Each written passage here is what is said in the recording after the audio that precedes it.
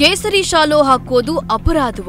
ಕೇಸರಿ ಶಾಲಿನಲ್ಲಿ ಸಿದ್ಧಾಂತ ಇರೋಲ್ಲ, ಅದು ನಮ್ಮ ಮನಸ್ಸಿನಲ್ಲಿ ನಡವಳಿಕೆಯಲ್ಲಿ ಇರುತ್ತೆ ಎಂದು ಮುಖ್ಯಮಂತ್ರಿ ಸಿದ್ದರಾಮಯ್ಯ ವಿರುದ್ಧ ಮಂಡ್ಯ ಮೈತ್ರಿ ಅಭ್ಯರ್ಥಿ ಎಚ್.ಡಿ. ಕುಮಾರಸ್ವಾಮಿ ಕಿಡಿಕಾರಿದ್ದಾರೆ.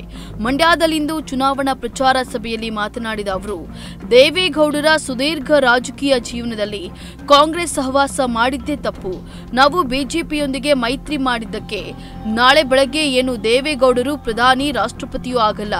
ನೀವು ಮಾಡಿರೋ ತಪ್ಪುಗಳನ್ನ ಸರಿಪಡಿಸಲು ಬಿಜೆಪಿ ಜೊತೆ ಹೋಗಿರೋದು. ದೇವೇಗೌಡರು ಹಿಂದೆ ಹಾಡಿದ ಮಾತುಗಳನ್ನ ಹೇಳ್ತೀರಾ? ಸಿದ್ದರಾಮಯ್ಯ ಸೋನಿಯಾ ಗಾಂಧಿ ಬಗ್ಗೆ ಏನ್ ಮಾತಾಡಿದ್ರಿ? ಆದ್ರೆ ಕಾಂಗ್ರೆಸ್ ಸೇರಿ ಈಗ ಅವರ ಮುಂದೆಯೇ ನಡುಬಗ್ಗಿಸಿ ನಿಲ್ತೀರಲ್ಲ ಅಂತ ಹೇಳಿ ಟಾಂಗ್ ಅನ್ನ ನೀಡಿದ್ದಾರೆ. ಮೊದಲು ಬಾಯಿಗೆ ಬಂದಂಗೆ ಬೈತಿದ್ದ ಸಿದ್ದರಾಮಯ್ಯ ಈಗ ಸೋನಿಯಾ ಮುಂದೆ ನಡುಬಗ್ಗಿಸಿ ನಿಲ್ತಾರೆ ಅಂತ ಹೇಳಿ ಕಿಡಿಕಾರಿದ್ದಾರೆ.